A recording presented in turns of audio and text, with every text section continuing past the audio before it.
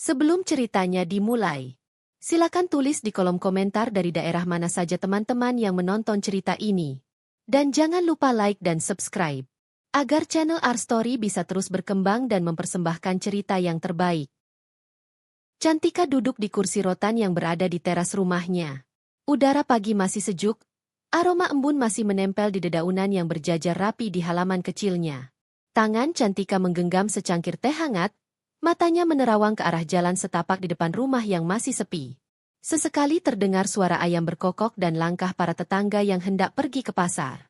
Hidupnya selama ini sederhana, tapi ia selalu berusaha untuk merasa cukup. Rahmat, suaminya, baru saja berangkat bekerja. Seperti biasa, pria itu memakai kemeja polos berwarna biru muda dan celana kain hitam yang sudah agak lusuh. Rahmat bekerja di sebuah perusahaan kontraktor, meski jabatannya tidak tinggi, tetapi cukup untuk memenuhi kebutuhan sehari-hari mereka. Bagi Cantika, yang terpenting bukanlah harta berlimpah, melainkan kebersamaan dan ketulusan cinta yang selama ini mereka jalin. Sejak menikah, Cantika meninggalkan rumah orang tuanya. Ia berasal dari keluarga terpandang, namun memilih hidup sederhana bersama Rahmat yang dicintainya. Orang tuanya sempat menentang pernikahan itu, merasa Rahmat tidak sepadan. Namun hati Cantika bulat, ia yakin kebahagiaan tidak hanya diukur dari materi. Di dalam rumah, suasana begitu hangat. Meski kecil, rumah itu selalu tampak rapi berkat sentuhan tangan Cantika. Tirai jendela dari kain sederhana yang dijahitnya sendiri, taplak meja yang dihiasi rendah, serta aroma masakan hangat yang setiap pagi mengepul dari dapurnya. Semua itu adalah bukti kesungguhannya menjaga rumah tangga. Pagi itu, setelah Rahmat berangkat kerja, Cantika mulai merapikan rumah. Ia melipat selimut, menyapu lantai, menata piring di rak, hingga menyirami bunga di halaman kecilnya. Aktivitas yang terlihat sederhana, tapi bagi Cantika itu adalah bentuk cintanya pada rumah tangga. Sore hari, Rahmat pulang dengan wajah lelah. Cantika menyambutnya dengan senyum tulus dan secangkir kopi. "Bagaimana pekerjaanmu hari ini, Mas?" tanya Cantika sambil duduk di sampingnya. Rahmat menghela napas panjang. "Biasa saja, Tik. Banyak proyek yang harus segera dibereskan. Kepala pusing rasanya." Cantika menatap wajah suaminya yang berkeringat. Ia lalu mengambil handuk kecil, mengusap peluh di dahi Rahmat. "Sabar ya, Mas. Semua lelahmu itu insya Allah jadi berkah. Aku selalu mendoakanmu." Rahmat tersenyum tipis. Senyum itu, meski sederhana, cukup membuat hati Cantika merasa damai. Malam hari, setelah makan bersama, mereka sering berbincang ringan. Rahmat menceritakan tentang pekerjaannya, sementara Cantika bercerita tentang kegiatan sehari-hari di rumah. Mereka jarang sekali bertengkar, karena Cantika selalu mengalah. Ia merasa tugas seorang istri adalah menjaga ketenangan rumah tangga. Hari-hari mereka berlalu dengan pola yang hampir sama. Pagi Rahmat berangkat kerja, sore ia pulang dengan wajah lelah, lalu malam mereka mengobrol sambil ditemani secangkir teh. Meski tidak ada kemewahan, Cantika merasa hidupnya lengkap. Ia tidak pernah menyesal menikah dengan Rahmat. Namun, di balik kebahagiaan itu, terselip kerinduan dalam hati Cantika. Ia merindukan keluarga besarnya. Sudah lama ia tidak pulang, karena hubungannya dengan orang tua renggang sejak memilih menikah dengan Rahmat. Meski begitu, ia tidak pernah menyesal dengan keputusannya. Suatu pagi, Rahmat bersiap ke kantor lebih cepat dari biasanya. Ia terlihat rapi, bahkan memakai parfum yang jarang sekali dipakainya. Cantika sempat heran, namun tidak menanyakan banyak hal. Ia hanya menyiapkan sarapan dengan penuh kasih.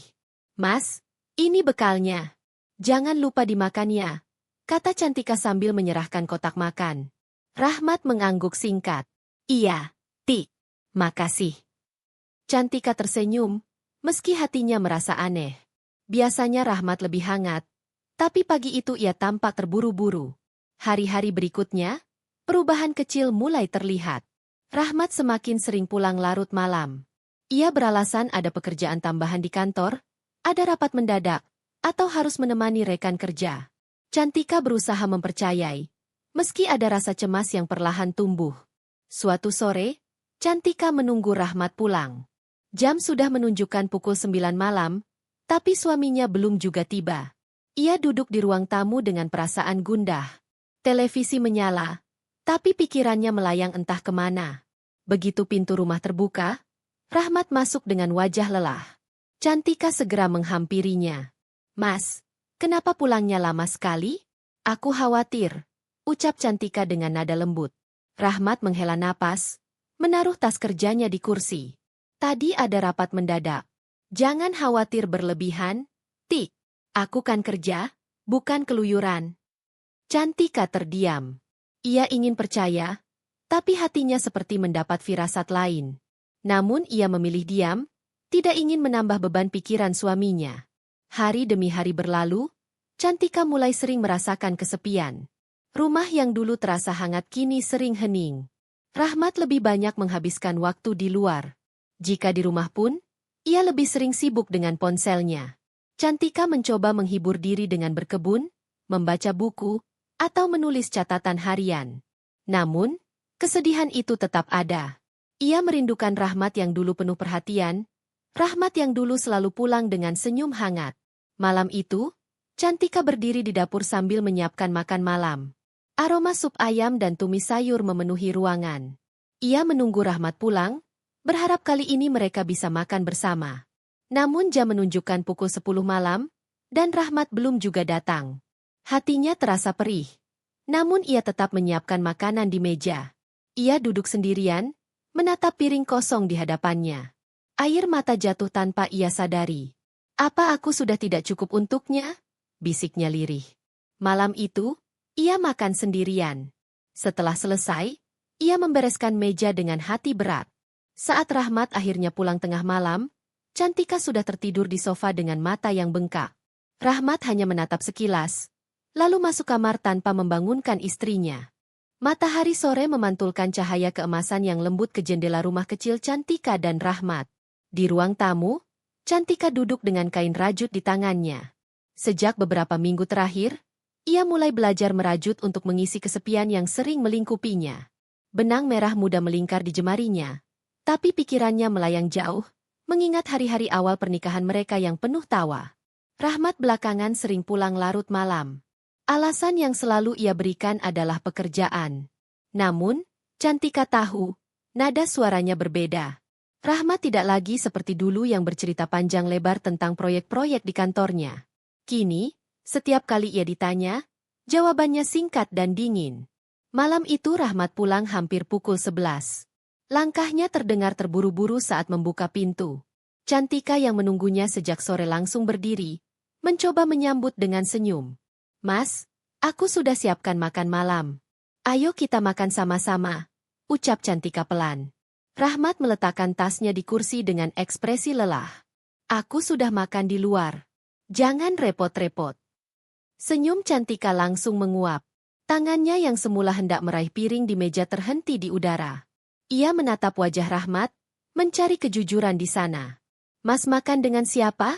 tanyanya lirih. Rahmat meliriknya sebentar, lalu beranjak masuk kamar. "Dengan teman kantor. Jangan banyak tanya, aku capek." Ucapan itu seperti pisau yang menusuk hati Cantika. Ia hanya berdiri kaku, memandang punggung suaminya yang menghilang ke dalam kamar. Air mata mulai menggenang, tapi ia menahannya. Ia tidak ingin terlihat lemah. Hari-hari berikutnya, pola itu semakin sering terulang. Rahmat jarang makan di rumah, sering beralasan ada lembur. Cantika tetap setia menunggu, menyiapkan makanan meski akhirnya dimakan sendiri atau basi begitu saja. Rumah yang dulu dipenuhi tawa kini hanya menyisakan sunyi. Suatu malam, Cantika memberanikan diri untuk berbicara. Ia menunggu Rahmat yang duduk di ruang tamu, sibuk dengan ponselnya. Cahaya layar memantul ke wajahnya, membuat Cantika sadar suaminya lebih sering menatap benda itu daripada dirinya. "Mas," suara Cantika lirih. Rahmat mendengus pelan, tapi tidak mengalihkan pandangannya dari layar ponsel. "Apa?" "Kita sudah lama tidak mengobrol. Aku merasa Mas semakin jauh. Ada yang berubah, ya?" Rahmat akhirnya menurunkan ponselnya, menatap Cantika dengan wajah datar. "Apa maksudmu?" "Aku sibuk kerja, Tik. Itu saja. Tapi, bahkan saat Mas di rumah pun, Mas selalu dengan ponsel. Aku merasa seperti sendiri. Rahmat menghela napas panjang, menaruh ponsel di meja dengan suara keras. Kamu itu kenapa, sih? Semua yang kulakukan ini untuk kita. Untuk rumah ini. Kenapa kamu malah mengeluh? Cantika menunduk. Air matanya jatuh. Tapi ia buru-buru menyeka. Aku tidak mengeluh, Mas. Aku hanya kangen sama Mas yang dulu. Rahmat bangkit, berjalan ke kamar tanpa berkata apa-apa lagi. Pintu kamar ditutup dengan keras. Cantika terduduk, tubuhnya bergetar menahan isak. Esok harinya, Cantika mencoba menghibur dirinya dengan membersihkan rumah lebih teliti. Ia memoles setiap sudut, mengganti taplak meja, bahkan menata ulang letak kursi. Ia berharap Rahmat akan memperhatikan dan menyadari usaha kecilnya. Namun malam itu, Rahmat pulang lebih larut dari biasanya. Wajahnya tampak cerah, seolah habis tertawa lepas. Cantika yang sudah menunggunya dengan harapan melihat itu merasa hatinya makin perih. Mas, aku masakan makanan kesukaanmu. Rawon daging. Ayo makan dulu sebelum tidur. Rahmat hanya melirik, kemudian membuka kemejanya dan berkata singkat, aku sudah kenyang. Cantika terdiam. Ia menatap meja makan yang penuh hidangan, aroma masakan yang masih hangat, namun tak disentuh. Perasaan tak berharga semakin kuat dalam hatinya. Ia berusaha tersenyum, meski bibirnya bergetar. Hari demi hari, perubahan itu semakin jelas. Rahmat tidak lagi menyentuh masakan Cantika, jarang bercengkerama, bahkan sering keluar rumah di akhir pekan dengan alasan pekerjaan. Cantika hanya bisa menatap dari jendela, melihat suaminya pergi tanpa mengajaknya. Suatu sore, Cantika pergi ke pasar untuk membeli bahan makanan. Di jalan, ia berpapasan dengan beberapa tetangga yang berbisik pelan sambil melirik ke arahnya. Ia tidak tahu apa yang mereka bicarakan, tapi hatinya tidak tenang. Ia merasa ada sesuatu yang tidak beres. Sesampainya di rumah, ia memberanikan diri untuk bertanya. Saat Rahmat pulang, ia duduk di sampingnya dan berkata dengan hati-hati. Mas, tadi aku mendengar tetangga bisik-bisik tentangmu. Apa Mas punya masalah di kantor? Rahmat langsung menatap tajam. Jangan dengarkan omongan orang. Mereka tidak tahu apa-apa. Kamu juga jangan ikut campur. Cantika terdiam. Ia ingin percaya pada suaminya, tapi firasat buruk semakin menguat. Ada jarak yang kian hari kian melebar di antara mereka. Malam itu, Cantika duduk sendirian di teras. Angin malam berhembus dingin, membuat tubuhnya menggigil. Ia memandang ke arah jalanan gelap, berharap Rahmat tiba-tiba berubah dan kembali padanya seperti dulu. Namun yang datang hanya sepi, hanya sunyi yang menusuk. Dalam diam, ia berdoa lirih. Ya Allah, jika ada ujian untukku, beri aku kekuatan. Jangan biarkan rumah tangga ini hancur. Namun hatinya tahu, sesuatu yang besar sedang mendekat, seperti badai yang siap mengguncang hidupnya kapan saja.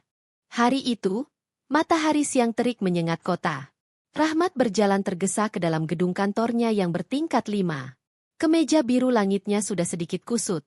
Dasi longgar menggantung di leher. Raut wajahnya tampak cemas karena datang terlambat akibat kemacetan panjang di jalan. Di dalam ruangan kantor yang dingin oleh hembusan pendingin udara, suasana sibuk tampak dari pegawai yang mondar-mandir membawa berkas. Di antara kerumunan itu, sosok seorang wanita muncul dengan langkah percaya diri. Ia mengenakan blus putih ketat dengan rok pensil hitam, rambutnya terurai wangi, bibirnya merah menyala. Wanita itu tersenyum penuh pesona pada setiap orang yang ia lewati. Namanya Wati. Wati baru beberapa bulan bekerja di perusahaan yang sama dengan Rahmat. Sejak awal kedatangannya, banyak rekan kerja laki-laki terpesona. Ia pandai berbicara, gesit menyelesaikan tugas, dan selalu berhasil menarik perhatian atasan. Namun di balik penampilannya yang ramah, Wati menyimpan ambisi besar. Ia ingin naik dengan cepat, tidak hanya lewat kerja keras, tetapi juga lewat cara-cara yang licik. Hari itu, Rahmat yang masih menunduk membereskan kertas di mejanya dikejutkan dengan suara lembut. Pak Rahmat, ini ada berkas dari Pak Andi yang harus segera dipelajari. Katanya penting. Rahmat menoleh. Di hadapannya berdiri Wati dengan senyum manis, menyodorkan map tebal. Aroma parfumnya menyengat hidung, membuat Rahmat sedikit kikuk. Oh, iya, terima kasih, Mbak Wati, jawab Rahmat cepat, berusaha menjaga sikap. Wati tidak langsung pergi. Ia duduk di kursi kosong di samping meja Rahmat, menopang dagu dengan tangannya. Pak Rahmat selalu terlihat sibuk. Ya, saya salut. Jarang ada pegawai sejujur dan serajin Bapak. Kalau saya MAH sering pusing kalau kerjaan menumpuk. Rahmat tersenyum kaku. Tidak terbiasa dipuji seperti itu. Namanya juga kerja. Mbak, kalau nggak dikerjakan, nanti numpuk semua. Wati terkekeh kecil. Suara tawanya lembut namun menusuk telinga. Bapak ini serius sekali. Tapi justru itu yang bikin saya kagum. Pantas saja banyak orang bilang Bapak calon pemimpin proyek. Saya doakan cepat naik jabatan, ya? Rahmat hanya mengangguk. Lalu kembali fokus ke berkas. Namun dalam hatinya, ia merasa aneh. Ada rasa yang berbeda saat Wati menatapnya. Hari-hari berikutnya, Wati semakin sering mendekati Rahmat. Ia selalu mencari alasan untuk duduk di sampingnya, menanyakan hal sepele, meminta tolong soal laporan, atau sekadar ngobrol ringan. Wati pandai membuat Rahmat merasa nyaman. Ia bisa mendengar keluhan Rahmat tentang pekerjaan, lalu menanggapinya dengan penuh perhatian. Bapak jangan terlalu keras sama diri sendiri, kata Wati suatu sore saat kantor mulai sepi. Hidup itu bukan cuma kerja. Sesekali Bapak harus santai. Kalau terlalu serius, nanti stres sendiri. Rahmat menghela napas, menutup laptopnya. Iya, saya tahu. Tapi kalau saya santai, siapa yang kerjakan? Saya ini cuma pegawai biasa. Wati, kalau salah sedikit, bisa habis. Wati tersenyum penuh arti, lalu mencondongkan tubuhnya sedikit lebih dekat. Kalau Bapak capek, saya bisa temani ngobrol. Kadang kita cuma butuh teman cerita, kan? Rahmat terdiam. Ia teringat pada Cantika di rumah, istrinya yang selalu mendengarkan tanpa banyak bicara. Namun entah kenapa, saat ini ia merasa lebih mudah bercerita pada Wati yang baru dikenalnya. Beberapa kali Rahmat pulang lebih larut dari biasanya. Alasannya tetap sama, rapat atau lembur. Namun sebenarnya, ia menghabiskan waktu di kafe dekat kantor bersama Wati. Mereka mengobrol tentang banyak hal, mulai dari pekerjaan hingga kehidupan pribadi. Suatu malam, Rahmat tanpa sadar menceritakan tentang rumah tangganya. Istri saya orangnya baik, sederhana. Tapi kadang saya merasa dia nggak mengerti beban saya. Dia pikir semua bisa mudah. Padahal kenyataannya, saya capek luar biasa. Wati menatap Rahmat dengan tatapan iba. Saya mengerti, Pak. Kadang wanita memang begitu. Terlalu fokus sama rumah. Lupa kalau suaminya butuh ruang untuk bernafas. Saya salut sama Bapak. Meski capek, Bapak tetap bertahan demi keluarga. Kata-kata itu seperti balsem bagi hati Rahmat. Ia merasa dimengerti. Sesuatu yang akhir-akhir ini jarang ia rasakan dari Cantika. Ia tidak tahu bahwa Wati dengan sengaja memainkan perasaan itu. Perlahan, Rahmat mulai menantikan momen kebersamaan dengan Wati. Ia merasa hidupnya lebih berwarna saat bersama wanita itu. Sementara di rumah, Cantika hanya bisa menunggu dengan hati penuh tanda tanya. Suatu malam, Rahmat pulang dengan senyum di wajahnya. Ia baru saja makan malam bersama Wati. Cantika yang menyambutnya di pintu merasa bingung melihat perubahan itu. Mas, kenapa senyum-senyum? Tanyanya lembut. Rahmat terdiam sejenak, lalu menggeleng. Nggak ada apa-apa. Hanya lega pekerjaan selesai. Cantika tersenyum kecil, meski hatinya tetap diliputi rasa penasaran. Ia tidak tahu bahwa senyum Rahmat bukan untuknya, melainkan karena Wati. Sejak saat itu, hubungan Rahmat dan Wati semakin dekat. Wati pandai mencuri perhatian, pandai memberi sentuhan kecil yang membuat Rahmat merasa istimewa. Di kantor, mereka mulai jadi bahan pembicaraan. Beberapa rekan kerja melirik, sebagian berbisik. Namun Rahmat terlalu larut untuk peduli. Ia merasa hidupnya lebih hidup saat bersama Wati.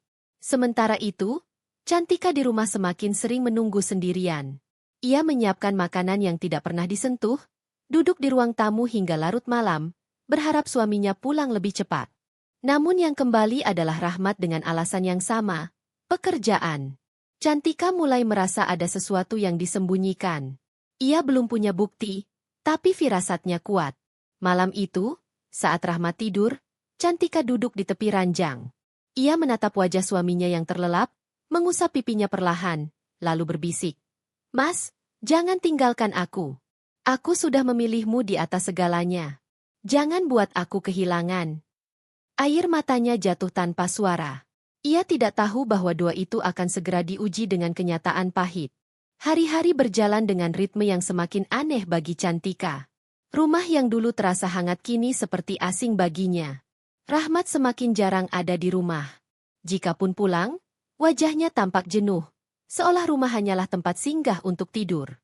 Sementara Cantika, setiap pagi ia tetap menyiapkan sarapan, tetap menata meja makan, meski sering berakhir hanya dirinya yang duduk di sana. Suatu pagi, Cantika bangun lebih awal. Ia menyiapkan nasi uduk kesukaan Rahmat, lengkap dengan sambal kacang dan ayam goreng. Aroma harum memenuhi dapur, membuatnya berharap kali ini Rahmat mau makan bersama. Ia menata meja dengan rapi, bahkan menaruh bunga segar di vas kecil di tengah meja. Ketika Rahmat keluar dari kamar dengan kemeja rapi, Cantika menyapanya dengan senyum penuh harap. Mas, aku masak nasi uduk. Ayo kita sarapan bareng. Rahmat melirik sebentar, lalu menatap jam tangannya. Maaf, Tik. Aku buru-buru. Ada meeting pagi ini. Aku nggak bisa makan. Tapi cuma sebentar. Mas, aku sudah bangun pagi sekali. Suara Cantika melemah. Namun Rahmat sudah mengambil tas dan kunci mobil. Lain kali, ya. Aku benar-benar harus pergi. Pintu rumah tertutup, meninggalkan Cantika dengan meja penuh hidangan yang tak tersentuh. Ia duduk perlahan, menatap nasi uduk yang masih mengepul hangat, lalu menyuapkan sesendok dengan perasaan hampa. Air matanya jatuh tanpa ia sadari, bercampur dengan rasa asin di lidahnya. Di kantor, Rahmat justru duduk santai bersama Wati di ruang pantry. Wati tertawa renyah, menyuapkan sepotong roti ke mulutnya. Pak Rahmat nggak sarapan di rumah. Rahmat menggeleng, mengambil kopi yang disodorkan Wati. Nggak sempat. Istri saya masak, tapi saya buru-buru. Wati menaikkan alis, pura-pura prihatin. Kasihan, ya. Padahal pasti istri bapak menunggu. Tapi wajar sih, istri biasanya kurang mengerti beban kerja suami. Rahmat tersenyum samar, merasa kalimat itu melegitimasi sikapnya. Ia semakin nyaman berada di dekat Wati, yang selalu bisa membuatnya merasa benar. Sementara itu, di rumah, Cantika mulai merasakan keanehan lain. Ponsel Rahmat sering berbunyi di malam hari, namun ia selalu cepat-cepat mengambilnya. Bahkan pernah suatu kali saat Cantika mencoba melihat, Rahmat bereaksi berlebihan.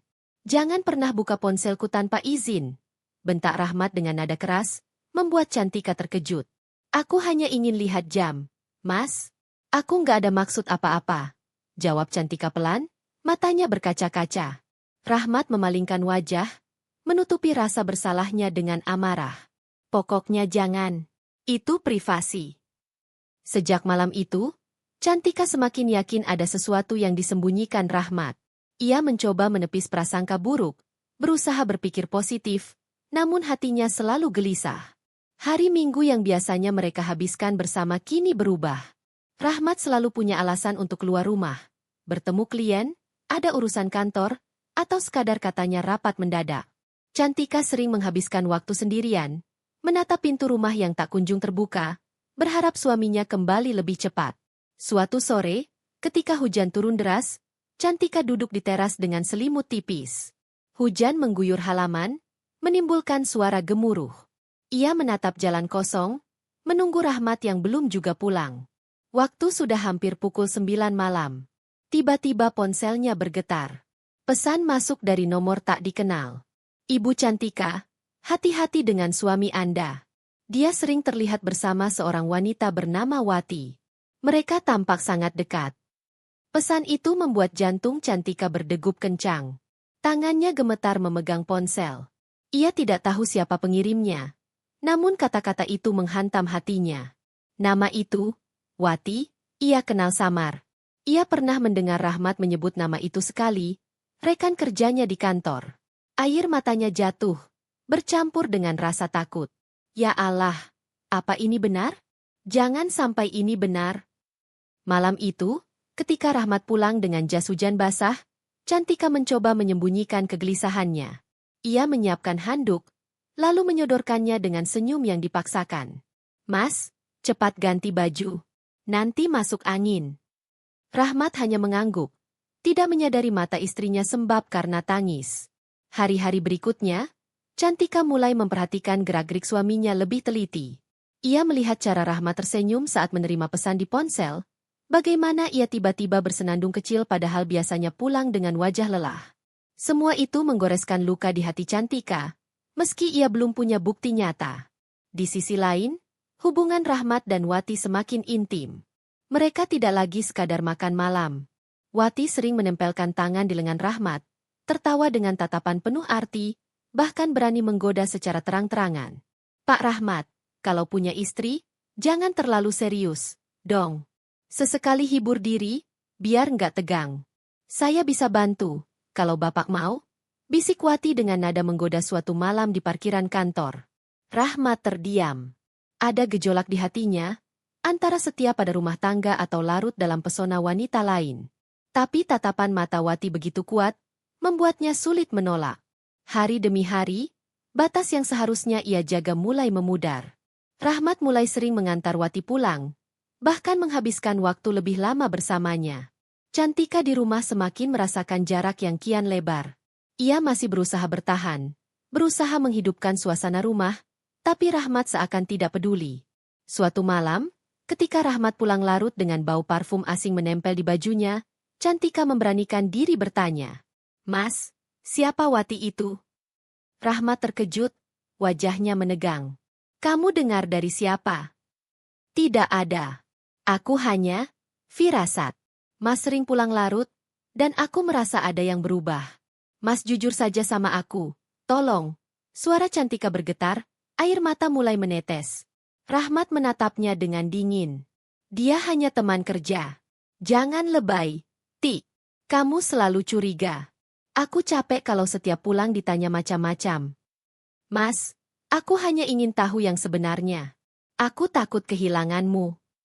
Rahmat menghela napas keras, lalu masuk ke kamar tanpa menjawab.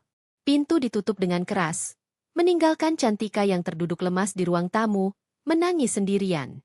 Malam itu, Cantika sadar, retakan di rumah tangganya sudah semakin jelas.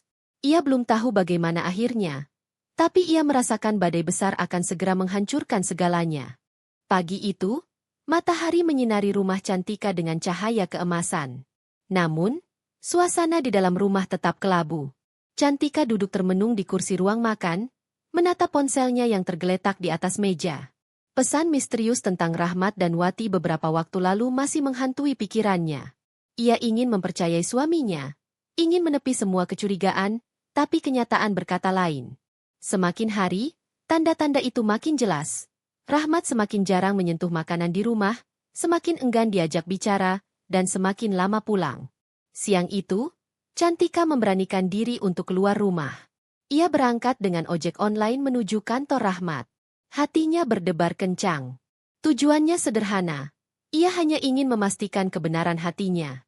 Setibanya di depan gedung tinggi tempat Rahmat bekerja, Cantika berdiri beberapa menit, menenangkan diri. Ia tidak masuk, hanya menunggu dari seberang jalan dengan harapan bisa melihat langsung. Jam makan siang tiba. Pegawai mulai keluar satu persatu. Dari kejauhan, mata Cantika menangkap sosok suaminya. Rahmat berjalan dengan seseorang di sampingnya.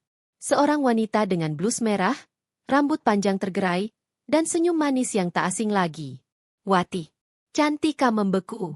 Langkahnya terasa berat. Ia melihat jelas bagaimana Rahmat dan Wati berjalan berdampingan, tertawa kecil, bahkan Wati sesekali menepuk lengan Rahmat dengan akrab. Tidak ada jarak di antara mereka. Itu bukan sekadar hubungan rekan kerja. Air mata Cantika jatuh. Namun ia buru-buru menyeka agar orang lain tidak melihat. Ia mengikuti mereka diam-diam sampai ke sebuah kafe di seberang gedung. Dari balik kaca, Cantika menyaksikan keduanya duduk berhadap-hadapan. Wati dengan manja menyuapkan makanan ke mulut Rahmat, dan Rahmat menerimanya tanpa penolakan. Adegan itu seperti pisau yang menusuk jantung Cantika berkali-kali. Ia ingin masuk dan berteriak, namun tubuhnya gemetar hebat. Ia takut, marah, terluka, tapi juga tak kuasa melangkah. Dengan langkah gontai, Cantika meninggalkan tempat itu. Dalam perjalanan pulang, pikirannya kosong. Dunia seolah runtuh di sekelilingnya. Ia duduk di kursi ojek dengan air mata terus mengalir. Sesampainya di rumah, Cantika langsung masuk kamar, menangis sejadi-jadinya di atas ranjang. Ya Allah, apa salahku sampai dia tega begini? Apa aku tidak cukup baik? Apa aku tidak pantas dicintai? Malam itu, ketika Rahmat pulang dengan wajah tenang, Cantika hanya bisa menatapnya dengan mata bengkak. Rahmat pura-pura tidak melihat, seolah-olah semuanya baik-baik saja. Beberapa hari kemudian, Cantika memutuskan untuk mencari bukti lebih nyata. Ia tidak ingin hanya mengandalkan firasat. Ia mulai memperhatikan barang-barang Rahmat. Suatu pagi, ketika Rahmat mandi, Cantika memberanikan diri membuka ponselnya yang ia tinggalkan di meja. Dengan jari bergetar, ia membuka aplikasi pesan. Dan di sanalah, semua kebenaran terpampang jelas. Pesan-pesan manis dari Wati memenuhi layar. Mas, aku kangen. Jangan lupa ketemu nanti sore, ya? Aku senang banget sama Mas. Rasanya nggak bisa jauh-jauh. Istrimu nggak curiga, kan? Hati-hati ya, Mas. Cantika merasa tubuhnya lemas. Matanya kabur karena air mata yang tak terbendung. Ia menutup mulut dengan tangan agar tidak menangis keras-keras. Tangannya gemetar, jantungnya berdegup kencang, seolah dunia runtuh dalam sekejap. Saat Rahmat keluar dari kamar mandi, Cantika buru-buru menaruh ponsel itu kembali. Namun wajahnya yang pucat dan mata merah tidak bisa berbohong. Tik, kamu kenapa? Tanya Rahmat curiga. Cantika menatapnya dengan mata penuh luka. Mas, kenapa tega? Aku sudah lihat semua pesannya. Kenapa Mas lakukan ini padaku? Rahmat terdiam, wajahnya kaku. Sesaat ia mencoba mencari alasan, tapi lidahnya keluh. Mas, aku ini istrimu. Aku sudah berkorban banyak untuk rumah tangga kita. Kenapa Mas harus mengkhianati aku dengan wanita itu? Suara Cantika pecah, tangisnya meluap. Rahmat menghela napas panjang, lalu mencoba menenangkan. Tik, kamu salah paham. Itu cuma candaan teman kantor. Jangan dibesar-besarkan. Candaan? Mas pikir aku bodoh? Aku lihat sendiri kalian makan bersama. Aku lihat bagaimana dia menyuapi Mas. Itu candaan? Cantika membentak untuk pertama kalinya. Suaranya penuh luka dan amarah. Rahmat terdiam, wajahnya memerah. Ia tidak menyangka Cantika berani melawan. Namun bukannya menyesal, ia justru merasa tersudut. Sudahlah, Tik. Kamu selalu curiga, selalu ribut. Aku capek. Kalau kamu terus seperti ini, jangan salahkan aku kalau aku cari kebahagiaan di luar. Kata-kata itu menghantam Cantika lebih keras dari apapun. Ia terdiam, tubuhnya gemetar, air matanya semakin deras. Malam itu, Cantika tidak bisa tidur. Ia duduk di ruang tamu hingga fajar, memeluk dirinya sendiri. Dalam pikirannya, ia sadar bahwa rumah tangga yang ia bangun dengan penuh cinta kini berada di ambang kehancuran. Di sisi lain, Rahmat semakin larut dalam hubungan gelapnya dengan Wati. Ia merasa Wati lebih bisa membuatnya bahagia, lebih bisa mengerti kebutuhannya. Ia buta oleh pesona yang sebenarnya penuh kepalsuan. Cantika tahu, badai besar sudah di depan mata. Ia hanya belum tahu bagaimana harus menghadapinya. Hari-hari Cantika terasa seperti mimpi buruk yang tak pernah berakhir. Setelah menemukan pesan-pesan mesra Rahmat dan Wati, ia tidak lagi bisa menatap suaminya dengan cara yang sama. Setiap kali Rahmat pulang, ada rasa perih yang menusuk. Setiap kali ponsel Rahmat berbunyi, hatinya berdebar penuh curiga. Namun yang paling menyakitkan, Rahmat tidak berusaha menutupi lagi. Kalau dulu ia masih pulang larut dengan alasan lembur, kini ia bahkan dengan enteng berkata, "Aku ada janji makan malam sama klien." Kalimat itu ia ucapkan sambil merapikan kemejanya yang wangi parfum baru. Parfum yang tidak pernah Cantika kenali. Cantika hanya menunduk, menahan tangis. Klien? Atau Wati? Gumamnya dalam hati. Malam-malam Cantika kini selalu panjang. Ia sering duduk di ruang tamu sendirian. Lampu remang menyala, sambil menunggu Rahmat pulang. Kadang ia menunggu sampai jam 2 pagi, tapi Rahmat tidak datang. Baru ketika ayam berkokok, suara mobil terdengar masuk ke halaman. Rahmat masuk dengan langkah gontai, wajah puas, seakan pulang dari dunia yang bukan milik istrinya. Cantika menatapnya dengan mata penuh luka. "Mas, Apa Mas nggak kasihan sama aku?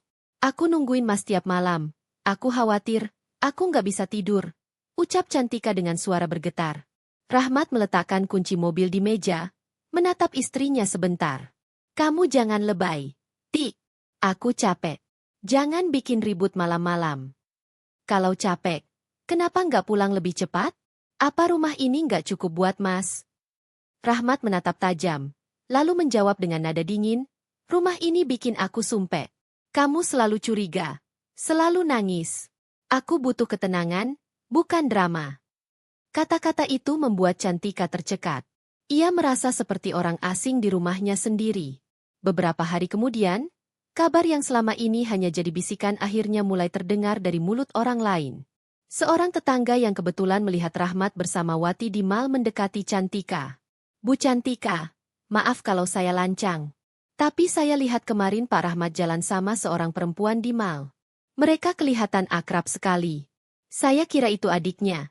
Tapi kok, mesra, ya? Wajah Cantika memucat. Ia tersenyum kaku, mencoba menutupi luka yang kian menganga. Iya, Bu. Mungkin cuma salah paham. Jawabnya pelan, meski hatinya hancur berkeping-keping. Setelah tetangga itu pergi, Cantika masuk ke kamar, menutup pintu rapat-rapat, lalu menangis keras tanpa bisa ditahan lagi. Kini bukan hanya ia yang tahu, orang lain pun sudah mulai memperhatikan. Aib rumah tangganya perlahan terbuka. Sementara itu, Rahmat semakin larut dalam buayan Wati. Mereka tidak lagi sembunyi-sembunyi. Karyawan kantor mulai berbisik-bisik, tapi Rahmat tidak peduli. Ia merasa punya hak untuk bahagia dengan pilihannya. Di sebuah restoran mewah, Rahmat duduk berdua dengan Wati. Sang pelayan bahkan sempat salah paham, mengira mereka pasangan resmi. Selamat malam, Bapak dan Ibu. Apa perlu kami siapkan wine spesial untuk merayakan malam ini? Tanya pelayan ramah. Rahmat tersenyum samar, sementara Wati tersipu manja. Iya, boleh.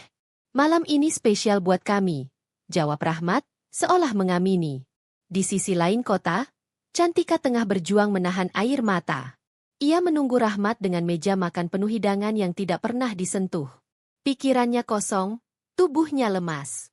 Bahkan sendok di tangannya terlepas tanpa ia sadari. Malam semakin larut. Cantika berjalan ke kamar anaknya yang masih kecil, yang sudah tertidur pulas. Ia duduk di tepi ranjang, mengelus rambut anaknya, air matanya jatuh di pipi kecil itu. Nak, kalau suatu hari ayahmu nggak ada lagi di rumah ini, kamu tetap punya ibu. Ibu akan selalu ada buat kamu, bisiknya lirih. Tangisnya pecah tanpa suara. Ia memeluk anaknya erat, seolah mencari kekuatan dari tubuh kecil itu. Hari-hari berikutnya, Rahmat semakin sering menghabiskan waktu di luar. Pakaian barunya berbau parfum wanita. Bajunya kadang ada bercak lipstik samar yang tak mungkin berasal dari Cantika.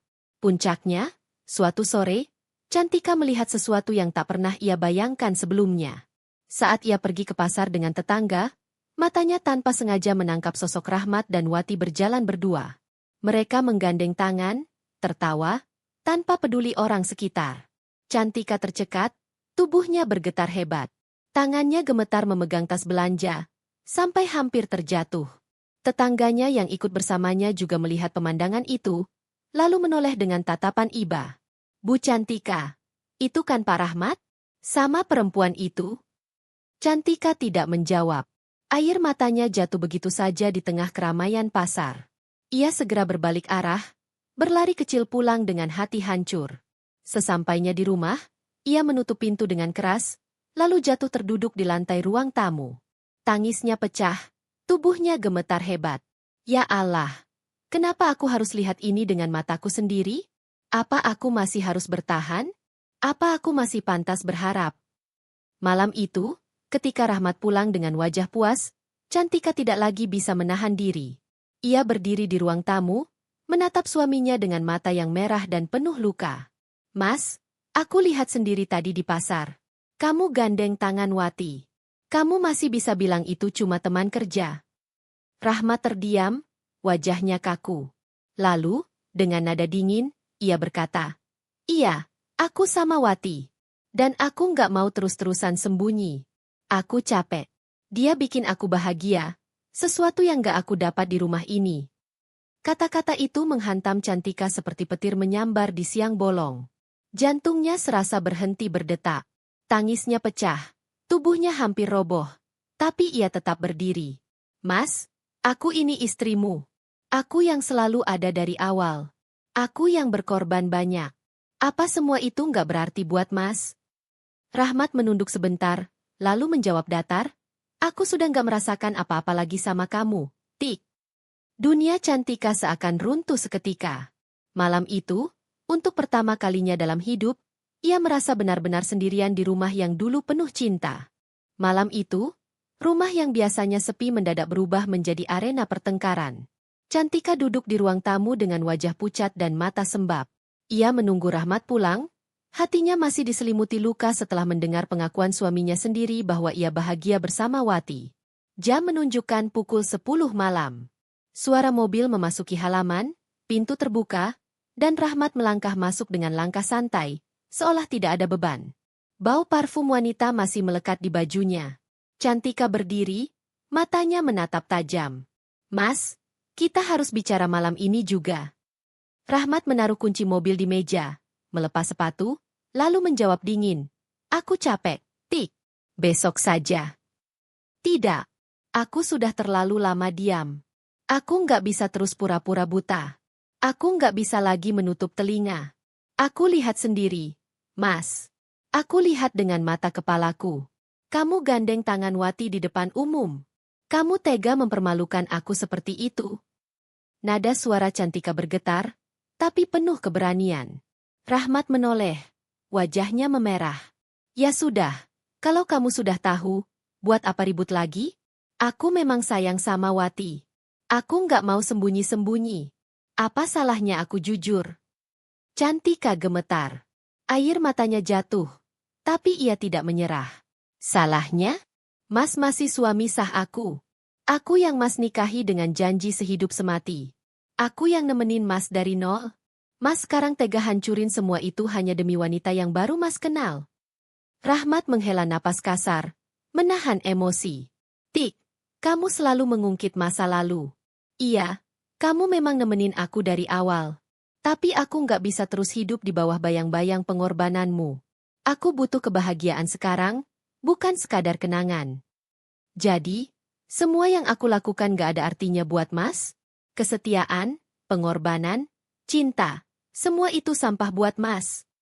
Bukan sampah, tapi sudah berlalu. Aku nggak merasa nyaman lagi denganmu, Tik. Kamu terlalu mengikat. Terlalu banyak aturan, terlalu sering nangis. Aku muak. Kalimat itu seperti pisau yang menusuk berkali-kali. Cantika terdiam, tubuhnya bergetar. Lalu ia menatap suaminya dengan mata penuh air. Mas, kalau aku banyak nangis, itu karena aku terluka.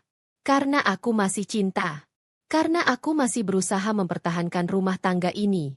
Apa itu salah? Rahmat tertawa kecil, sinis. Cinta? Cinta nggak bisa bikin aku bahagia kalau setiap hari yang aku dapat cuma tangisan. Aku sudah ambil keputusan. Tik. Lebih baik kita berpisah. Suasana membeku. Kata, berpisah, itu menggema di telinga Cantika, menghantam seluruh hatinya. Mas, kamu mau ceraikan aku? Suaranya lirih, hampir tak terdengar. Rahmat menatapnya dingin. Iya, aku mau cerai. Aku sudah bilang, aku nggak merasakan apa-apa lagi sama kamu. Wati bisa kasih aku sesuatu yang kamu nggak bisa. Aku nggak mau buang waktu lagi. Tangis Cantika pecah seketika. Ia jatuh terduduk, memeluk lutut, menangis histeris. Mas, jangan. Tolong jangan. Pikirkan anak kita. Pikirkan masa depan keluarga kita. Jangan rusak semuanya hanya karena perempuan itu. Rahmat menutup mata sebentar, seakan berusaha mengabaikan suara tangis itu. Anak tetap anakku. Aku akan tetap tanggung jawab. Tapi kamu bukan bagian hidupku lagi. Cantika menoleh dengan mata bengkak, penuh luka. Mas, apa hati Mas sudah sedingin ini? Setelah semua yang kita lalui, Mas tega buang aku begitu saja. Rahmat tidak menjawab. Ia melangkah ke kamar, meninggalkan Cantika yang masih menangis di ruang tamu. Malam itu, Cantika tidak bisa tidur. Ia duduk di lantai, memeluk dirinya sendiri, menangis sampai suara tangisnya serak. Dalam pikirannya, ia mencoba mencari alasan. Apa salahnya? Apa kurangnya? Kenapa suaminya bisa begitu tega? Esok paginya, keadaan semakin memburuk. Rahmat mulai mengemasi sebagian barang-barangnya. Cantika yang melihat itu langsung panik. "Mas, jangan pergi. Aku mohon. Jangan biarkan aku sendirian di rumah ini. Jangan biarkan anak kita kehilangan ayahnya," teriak Cantika sambil memegang lengan suaminya. Rahmat menepis kasar. "Lepas, Tik. Kamu jangan bikin aku tambah benci." Tubuh Cantika terhuyung ke belakang, jatuh ke lantai. Tangisnya pecah lagi. Ia merangkak, memeluk kaki Rahmat. "Mas, aku mohon, jangan tinggalkan aku. Aku masih bisa berubah. Aku masih bisa perbaiki semuanya. Asal jangan tinggalkan aku." Rahmat menunduk sebentar, wajahnya keras. "Sudah terlambat. Aku sudah nggak punya hati buat kamu lagi." Kalimat itu membuat Cantika lumpuh seketika. Ia melepaskan pelukan, duduk terkulai di lantai, menangis sejadi-jadinya. Sementara Rahmat melangkah keluar, pintu rumah terbanting keras, meninggalkan jejak dingin yang menusuk jiwa. Pagi itu, matahari bersinar terang, tapi suasana rumah justru gelap dan muram. Cantika masih duduk di ruang tamu dengan mata sembab, tubuh lemah karena semalaman tidak tidur. Air matanya sudah kering, tapi hatinya masih perih. Suara langkah berat terdengar dari arah kamar. Rahmat keluar sambil membawa koper besar. Tangannya menggenggam erat gagang koper, wajahnya datar tanpa ekspresi. Cantika segera bangkit dengan panik. "Mas, Mas mau kemana? Apa Mas beneran ninggalin aku?" Rahmat tidak menoleh, ia hanya menjawab dingin. "Aku sudah bilang semalam. Aku mau pisah. Aku nggak mau tinggal di rumah ini lagi kalau sama kamu." Cantika mendekat, memegang lengan Rahmat dengan erat. "Mas, jangan pergi. Aku mohon. Kalau Mas marah, aku siap berubah. Aku bisa jadi istri yang Mas mau. Tolong jangan pergi, Mas." Rahmat menoleh sebentar, tatapannya tajam. "Kamu nggak paham, ya? Aku nggak mau lagi sama kamu. Aku muak. Kamu pikir aku betah tinggal sama istri yang kerjanya nangis tiap malam? Aku butuh hidup baru. Dan hidup baruku bukan sama kamu." Kata-kata itu menghantam Cantika lagi. Tubuhnya bergetar, tapi ia masih bertahan. Ia mencoba meraih koper Rahmat, menahannya agar tidak pergi. "Mas, kalaupun Mas nggak cinta lagi sama aku, jangan hancurkan rumah tangga ini. Jangan rusak hidup anak kita. Dia butuh ayahnya, Mas." Rahmat terdiam sebentar. Ada bayangan ragu di matanya, tapi hanya sesaat. Lalu ia menjawab dingin, "Anak tetap anakku. Aku bisa kasih dia nafkah meski aku nggak tinggal di sini. Tapi kamu, Tik, kamu nggak ada lagi di hatiku." Cantika jatuh terduduk, air matanya kembali tumpah. Ia meraih kaki suaminya, memohon dengan suara serak. "Mas, jangan tinggalkan aku. Aku nggak bisa hidup tanpa Mas. Aku sudah habiskan hidupku buat Mas. Jangan gantikan aku dengan perempuan itu."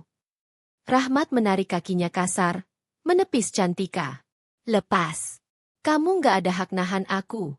Justru kamu yang harus pergi dari rumah ini." Cantika terperanjat. Apa maksud Mas? Ini rumah kita. Rumah yang kita bangun sama-sama. Mas nggak bisa usir aku dari sini." Rahmat menatap dingin, penuh kebencian. "Ini rumahku. Atas nama aku. Semua yang ada di sini milikku. Kamu cuma numpang. Jadi kalau aku mau kamu keluar, kamu harus keluar." Jantung Cantika serasa berhenti berdetak. Lidahnya keluh, tubuhnya gemetar hebat. Ia tak menyangka Rahmat yang dulu penuh cinta kini bisa berkata sekejam itu. "Mas, tega banget. Aku ini istrimu. Aku yang dampingi Mas dari awal. Aku yang rela hidup susah sama Mas. Apa semua itu nggak ada harganya?" Rahmat tidak bergeming. "Aku sudah bilang, aku nggak butuh kamu lagi. Jadi silakan kamu angkat kaki dari rumah ini. Aku nggak mau lihat wajahmu lagi di sini." Cantika menangis keras. Suaranya menggema di seluruh rumah. Ia berlari ke kamar, memeluk anaknya yang masih kecil. Anak itu terbangun, mengucek mata dengan polos. Bu, ibu kenapa nangis? Cantika memeluk anaknya erat. Air matanya jatuh membasahi rambut kecil itu. Nggak apa-apa. Nak, ibu cuma capek. Ibu sayang sama kamu. Rahmat yang berdiri di depan pintu kamar hanya menatap dengan wajah keras. Anak ikut sama aku. Kamu pergi sendiri. Cantika menoleh cepat, matanya membelalak. Tidak. Anak ikut sama aku. Kamu bisa ambil apapun, tapi jangan ambil anakku. Dia anakku juga. Aku punya hak, bentak Rahmat. Cantika berdiri, tubuhnya gemetar tapi matanya penuh keberanian. Aku nggak akan biarin kamu rebut anakku. Aku yang melahirkan dia. Aku yang besarin dia dengan cinta. Kamu boleh hina aku, kamu boleh usir aku, tapi jangan pernah pisahkan aku dari anakku. Ketegangan memuncak. Anak kecil itu menangis ketakutan melihat kedua orang tuanya bertengkar. Suaranya pecah, memohon. Ayah, ibu, jangan berantem. Cantika memeluk anaknya makin erat, menangis sambil mengusap kepala anak itu. Maaf, nak, maafkan ayah dan ibu. Rahmat menghela napas kasar, lalu melangkah pergi, membiarkan Cantika tetap di kamar bersama anaknya. Tapi sebelum keluar, ia sempat berkata, aku kasih waktu seminggu. Setelah itu, kamu harus keluar dari rumah ini. Kalau enggak, aku akan usir kamu dengan paksa. Pintu terbanting keras. Cantika terjatuh di lantai, memeluk anaknya sambil menangis tak terkendali. Dunia yang ia bangun dengan penuh cinta kini runtuh dalam sekejap. Ia merasa bagai orang asing di rumahnya sendiri. Malam itu, Cantika duduk di ruang tamu sendirian. Rumah yang dulu penuh kebahagiaan kini terasa asing, dingin, dan menakutkan. Ia menatap foto pernikahannya dengan Rahmat yang masih tergantung di dinding. Wajah bahagia mereka di masa lalu kini terasa seperti ejekan. Kenapa bisa begini? Mas? Apa salahku? Kenapa harus aku yang diusir dari rumah yang kita bangun bersama? Gumamnya lirih, suaranya pecah karena tangis. Hari itu datang lebih cepat dari yang Cantika bayangkan. Seminggu yang diberikan Rahmat terasa seperti neraka berjalan. Setiap hari ia berusaha membujuk, memohon, menangis di depan suaminya, tapi tidak ada hati yang luluh.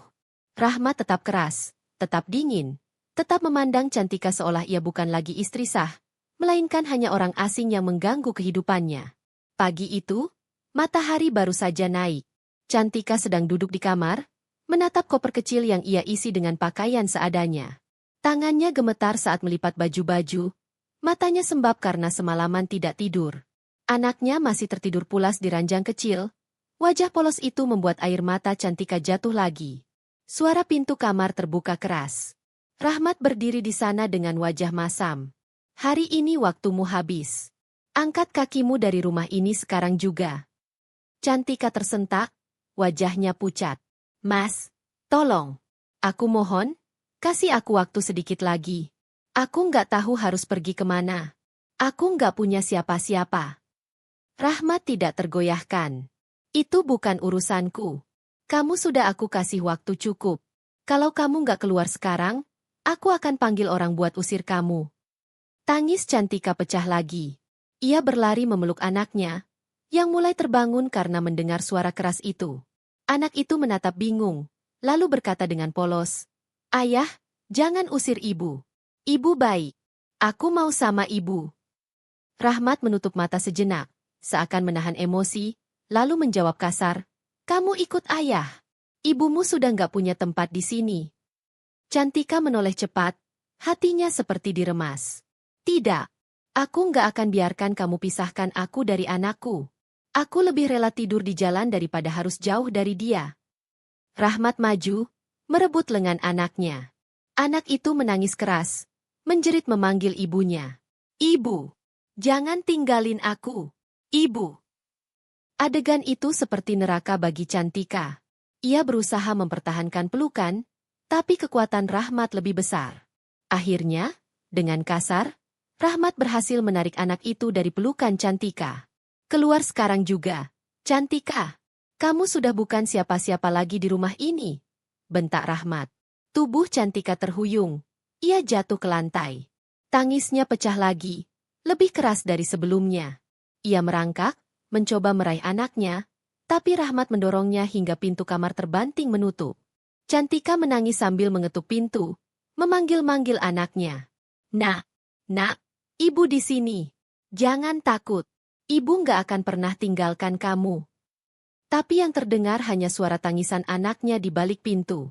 Beberapa menit kemudian, pintu rumah dibuka paksa. 2 orang pria suruhan Rahmat masuk. Mereka mendekati Cantika dengan wajah dingin. Bu, maaf. Kami disuruh Pak Rahmat. Kami mohon, silakan keluar sekarang.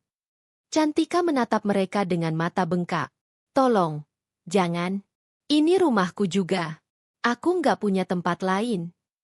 Mereka hanya bisa menunduk, tapi tetap menjalankan perintah.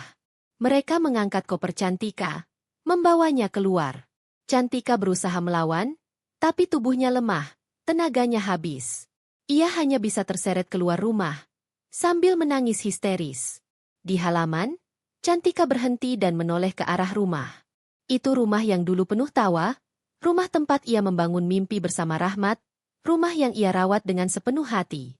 Kini, ia hanya berdiri di luar pagar, seperti orang asing. Pintu rumah tertutup. Suara anaknya masih terdengar samar-samar menangis memanggil ibunya. Ibu, ibu. Tangis Cantika pecah lagi. Ia berteriak histeris, memanggil anaknya berkali-kali. Tapi tidak ada yang membukakan pintu. Tidak ada yang peduli. Ia jatuh berlutut di depan pagar, memeluk koper kecilnya. Air matanya tak berhenti mengalir. Tubuhnya gemetar. Orang-orang sekitar mulai melihat, beberapa berbisik-bisik. Ada yang kasihan, ada yang hanya menonton tanpa peduli. Bagi mereka, itu hanya drama rumah tangga orang lain. Cantika merasa dunia menutup dirinya. Ia kehilangan rumah, kehilangan suami, bahkan hampir kehilangan anak. Ia benar-benar sendirian. Dengan langkah gontai, ia berjalan meninggalkan rumah itu. Koper kecil ditarik di tangan, tubuhnya lemah, wajahnya penuh air mata. Setiap langkah terasa seperti menginjak pecahan kaca.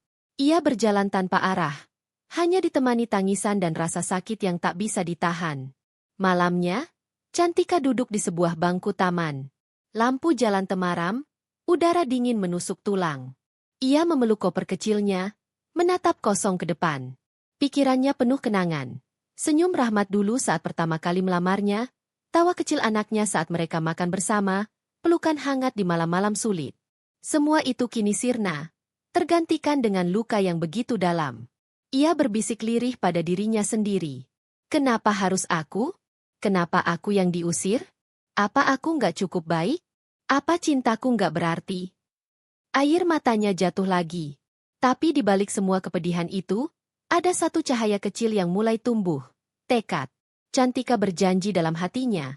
Meski kini ia hancur, meski ia terbuang, ia tidak akan selamanya terpuruk. Ia akan bangkit. Ia akan menunjukkan kepada Rahmat dan Wati bahwa menginjak-injak dirinya adalah kesalahan terbesar yang pernah mereka lakukan. Malam demi malam Cantika lewati dengan duduk di taman kota. Hanya beralaskan koper kecil sebagai bantal, dan langit malam sebagai atap. Angin dingin menggigit kulitnya. Sementara perutnya sering keroncongan karena tak ada makanan yang bisa ia beli. Beberapa kali, ia hanya bisa minum dari keran umum untuk menahan rasa lapar. Di tengah penderitaan itu, ia sering menatap langit, berbisik lirih. Ya Allah, kenapa hidupku harus seperti ini? Aku sudah berikan semua untuk suamiku, tapi dia tega membuangku seperti sampah. Air matanya mengalir. Tapi di balik kesedihan itu perlahan muncul kekuatan baru. Luka yang begitu dalam membuat hatinya membara. Setiap kali ia ingat wajah Rahmat yang dingin, setiap kali ia teringat tawa Siniswati yang merebut suaminya, matanya berkaca-kaca, lalu genggamannya di koper semakin kuat. Kalian pikir aku akan hancur selamanya? Tidak. Aku akan bangkit. Aku akan buat kalian menyesal pernah mengusir aku. Hari-hari berikutnya, Cantika berusaha mencari tempat tinggal sementara. Ia berjalan dari satu gang ke gang lain, sampai akhirnya seorang ibu tua penjual gorengan menaruh iba padanya. Nak, kamu kenapa? Wajahmu pucat sekali. Kamu butuh tempat singgah. Cantika tertegun. Suara lembut itu membuatnya hampir menangis lagi. Dengan terbata ia menjawab, Saya baru saja diusir dari rumah, Bu. Saya nggak punya siapa-siapa. Ibu tua itu menepuk bahunya penuh kasih. Kalau begitu, untuk sementara tinggal saja di belakang warung saya. Tempatnya sederhana, tapi setidaknya kamu nggak kedinginan di jalan. Cantika menunduk haru, matanya berkaca. Terima kasih, Bu.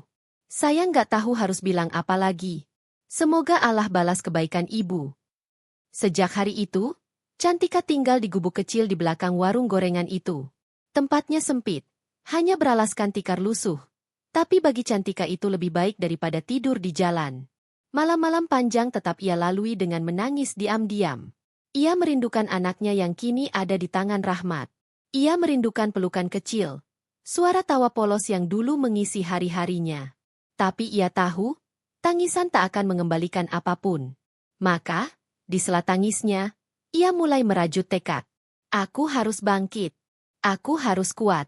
Kalau aku tetap lemah, mereka akan menginjakku terus.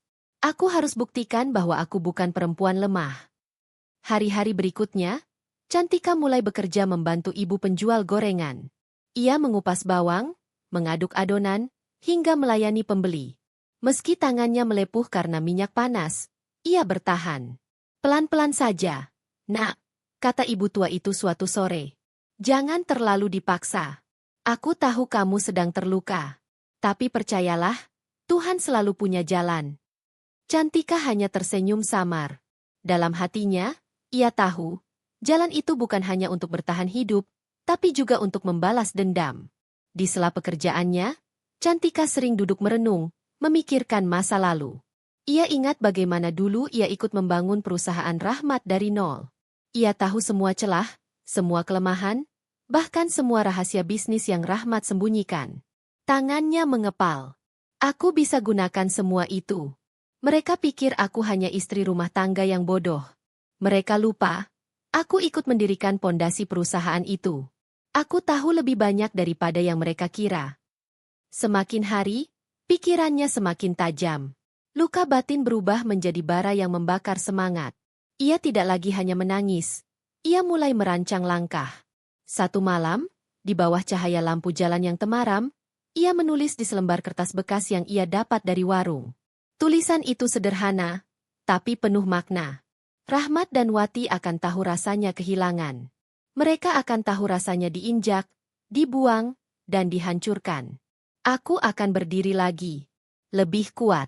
Lebih tinggi. Dan saat itu tiba, aku akan buat mereka menyesal. Cantika menatap tulisan itu lama sekali. Lalu melipatnya rapi dan menyimpannya di bawah bantal tikar lusuh. Itu bukan sekadar catatan, tapi janji. Janji pada dirinya sendiri, janji pada anaknya, bahwa suatu hari ia akan mengambil kembali apa yang direbut darinya. Malam itu, ia berdoa dengan penuh keyakinan. Ya Allah, beri aku kekuatan. Aku sudah terbuang, aku sudah hancur, tapi aku percaya Engkau selalu punya rencana. Jadikan aku kuat, agar aku bisa melindungi anakku, dan tunjukkan pada mereka bahwa aku bukan perempuan yang bisa diinjak seenaknya. Angin malam berhembus pelan, seolah menjawab doanya. Cantika terpejam dengan hati yang masih luka, tapi kini ada bara yang menyala di dalam dadanya. Bara itu tidak akan padam, malah akan membesar, menjadi api yang siap membakar siapapun yang telah menghancurkan hidupnya.